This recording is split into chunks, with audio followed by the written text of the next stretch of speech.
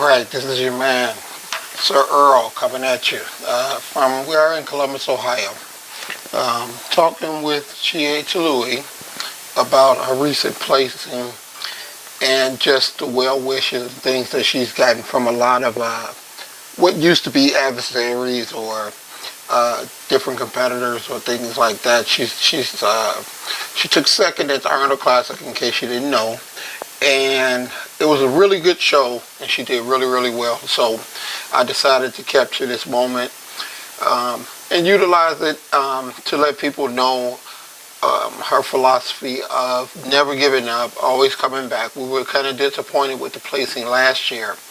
So we trained hard and brought up weak points and really dedicated ourselves to coming back to the Arnold to win it, and which was a great possibility. I mean, I don't think she lost by much. Second is not bad, but we did come to win it. But through it all, we made a lot of great improvements. So without any further delays, I'm going to let her do some talking, let her explain exactly how she felt about everything, and, try to see what's next. I don't know. All right, with no further ado, Chie Terui. Hello, everyone. Well, first of all, thank you so much for so many kind and a warm message. Before going to the Arnold, there was a lot of support. My clients, Ratio 121 Fitness, my family, my children, friends and family.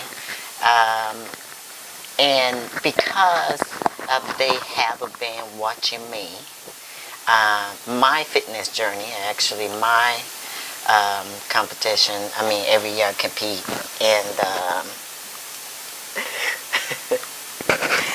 and I think, well, one, they kind of got used to, I think, me competing. I don't complain because I choose to do this. No matter how tough a situation we face, you always gotta do what you gotta do to get the job done. So it's just to go into this prep was actually, compared to other prep, it was really smooth transition for me. I think it because I competed last year twice. Normally I only do the once, that was an Arnold. Because I won a state show, I won a regional, and next going to episode, you can go to national, but because I'm a permanent resident, and so the national show we can compete. So, but the last year they opened North American, such a wonderful and great show. In the Pittsburgh, they opened up to the competitor that has green card. So I wanted to see it, I wanted to try it, and actually for the Masters, I placed the second place. So I think my body was already conditioned. That was end of August, which is my birthday. And so going to this, I already made up my mind. I know I was going to the Arnold. So, just like it's a prepare. What do I have to do this time? What type of shape I wanted to be in. I continue to imagine myself and trying and do cardio and eat. So, I think a lot of my friends and family and clients was watching that, and they would say, you know what, I see your waist smaller, or my shoulder got bigger, and even the clients notice. So go into that, and as far as my physique, I know that had some growth, and it was really myself. I wanted to see how the finished product gonna be for the Arnold, and I think but I'm already positive, so I'm always say, well, I'm okay, but in my head I'd be like, oh, okay, I'm gonna win this, and that was my attitude. Okay, what gives you because I've been around you for a long time, 16 years, and I see that things, you fall down 10 times, you get up 11. What is your mindset, and what can you pass on to others? Whereas now it starts to seem that people are just coming around to just how dedicated and how fierce of a competitor that you are. You've been getting, like I said before, you've been getting a lot of feedback from people that once was your rivalries, and they're all having great things to say, great praise. We get a lot of the texts and the DMs and the comments on Facebook because we're very active on social media. What is it? What gives you that drive to consistently? The average time span in this industry is 2 to 4 years.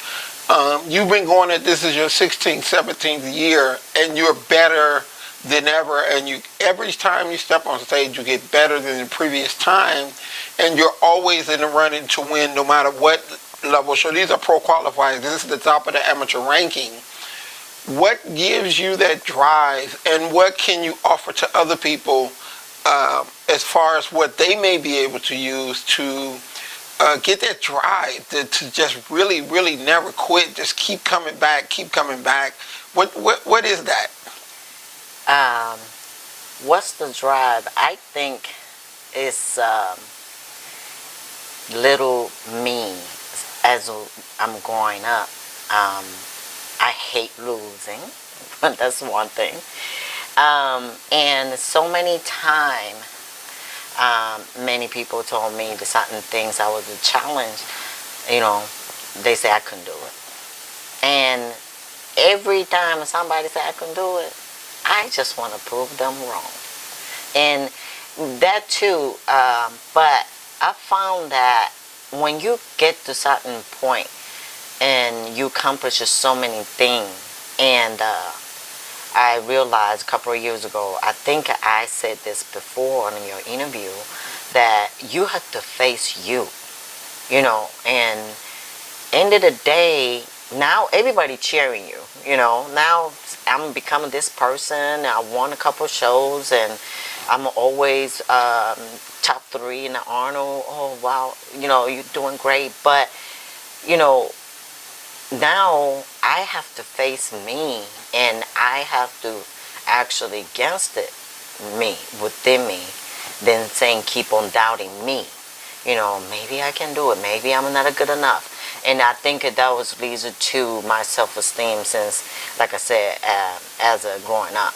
And so I think every time I push my limit, and I think I just break it, those of me that doubting me, break it down, every time.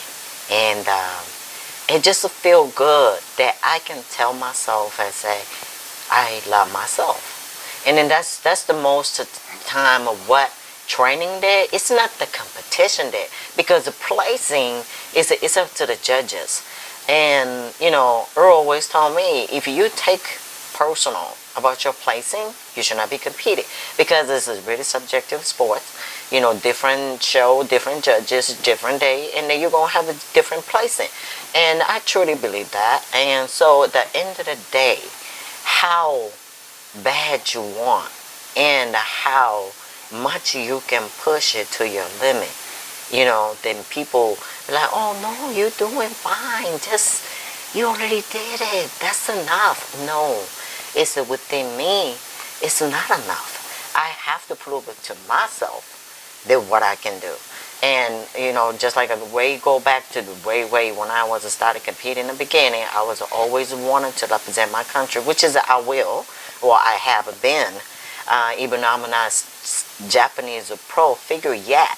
But when the JBBF, the office, I called them saying, hey, I wanted to represent my country in the U.S. and I had this type of a placing, and what can I do? And they said, I am too short for that. They told me I'm too short. Well, I'm a 5'1". I know I'm short. But they said that in order for them to pick in a national competitor that represent Japan, has to be over 5'8". And I just didn't believe that, So I said, you know what? No, I need to do this. I need to prove. But there's so many people face, that always is somebody else's opinion, or even within yourself, you cannot truly believe in yourself. And I can tell you that when you really believe it, now you cannot just sit on the couch eating potato chips just believing. You can't do that. You have to put work in. But the workout and training and what the diet, what they give you is just like take a test. When you study, you get an A plus. This fitness and getting shape, when you do these things, it will show to your body. And it also, like I said, mind is like a muscle. You have to train in order for your mind to be strong. So that I think more I've been consistent, more I discipline myself, it is just my mind gets just stronger and stronger. And then so, I don't care what people say, if I can do it, because I know I can do it and I will prove it. Now, it might take a long time. I know it's been a long time. And people will be like, dang, she never give up. Damn right, I'm not going to give up until I win. And then that's all there's to it. So long as you don't give up, you're in the game. So that's how I push myself every time. We run across a lot of people because we're in the fitness industry. We run across a lot of people that believe they want to compete. I always call it the bright lights and clapping hands syndrome. Everybody wants that attention of being that winner on stage, that participant that's going for the big trophies, or just that adrenaline feeling of I'm a competitor, I'm up here, they're cheering for me. But me, having trained you over the years and also being a competitor myself, I understand the hard work that goes into it. Just for a brief second, just explain to the listeners exactly your routine of what you had to do, what you had to eat to prepare for this competition. Well, first, of course, I'm just like everybody else. I'm a human. Certain days I don't want to go in for cardio, get up in the morning, especially Chicago early in the morning, it's just cold, dark. But I have to get my butt up and go to fasted cardio, to do fasted cardio. After that, I walk my dog. That's just an everyday routine. But even though before that, I have to put my mind to where I need to be. So I always read a devotional book, one page at a time.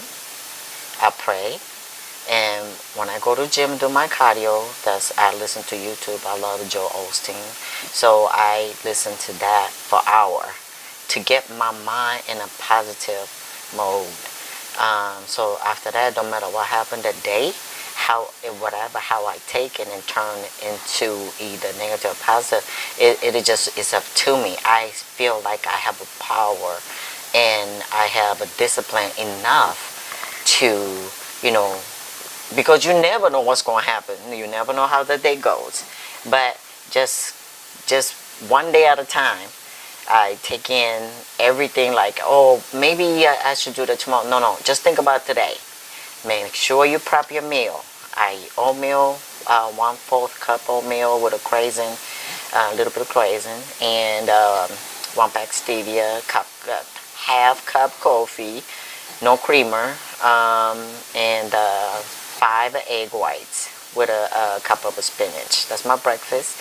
Every 3 hours, I eat 5 ounces of protein, which consists of turkey, chicken, sometimes it's like lean beef, and 1/3 cup, 1/3 cup of rice, jasmine rice, white rice sometimes, and sweet potato, and vegetable. Now vegetable, I love okra.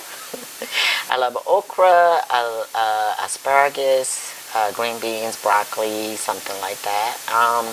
So I will eat that, and then I train. Now the supplement wise, I take it this year. Actually, I became GNC Japan. Thank you, GNC Japan, for wonderful support. I'm ambassador, became ambassador, and they are supporting me and sponsoring me for this show. And so I haven't been taking a GNC product now because I didn't want to sell anything that I don't believe. And when I started taking it, and that was it changed my body. I never took like a whole line of GNC. So when I started taking it, and I can see right away the difference. EAA, BCAA, HMB, Isopure, protein. And then so, that comes like the pre-workout and also the post-workout. And then another meals. I will eat probably 5-6 times a day. And those are each meals are consist of a 5-ounce protein with a third cup of the carbs and a cup of vegetable. Now the nighttime, the last meal, I don't have the carbs. I do normally either fish or egg white. But put this way, last 2 weeks I have been eating fish. I fished out. But and then a lot of time people, they ask me, well, how can you eat fish that long? It's everything in your mindset. I don't care because I want to win. I wanted to see my body coming together. So at this point, even though I go into the bakery, I mean the sweet potato pie or the pound cake, I love those, but it didn't even caught my eye. And just straight to the way the tilapia is, straight to where the chicken is. So I was truly focused. And then I tell you this, if I cheat, Earl might say something, but the cheating is not good for me. It's not affecting Earl, it's affecting me, affecting my progress. So a lot of time, that the people out there, they ask me all the time, what should I eat, or even the clients, I always ask what y'all guys eat. Now, if you don't tell me, I'm fine. I mean, me, get up in the morning, do my cardio, do training, eat right. I know what I'm going to do. But it's effect to you.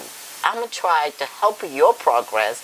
But if you continue to cheating, then you actually doing that you doing to yourself. So, I always believe you got to do when, no one is watching you. You have to do that. You got to be able to discipline yourself, discipline your mind. Don't let those of food or the alcohol control you. It is just if you have the mind to get to your goal, I know you can do it. And I just practice what I preach. So anytime I say something, and they can't say nothing because that's what I do. We're going to. I'm going to say my ending piece, and then I'll let Chie have a chance to say her ending piece. We don't want to keep y'all too long. What we do is we practice what we preach. The reason that I'm a big advocate of motivation and mindset because I have seen it work in action. And if you think mental motivation, a positive mindset, and hard work is not going to get you to your goals, you are sadly fucking mistaken. That is the only way you will ever achieve anything in life, and that's not just for competition. That's not just for getting in shape. That's life. Anything that you don't apply an enormous amount of work to and shape your mind to withstand. We can never change the things that happen to us in life, but we can change how we adjust and approach and handle those things. And when you think from a negative mindset, it's impossible to handle them in a positive way. So a part of what this podcast is to pass the message that, we practice what we preach. We live this every day. I came from, a lot of people that have listened to the podcast know I came from not the greatest situation. I had a lot of odds against me, and I still managed to be here. Chie, who's been my fiance for 16 years, she lives that same thing, and that's the common bond that we have is that we will never quit. We will never give up. We will always keep coming back because I am a firm believer that if you work hard and you believe in yourself, those things will come true, and those are the things that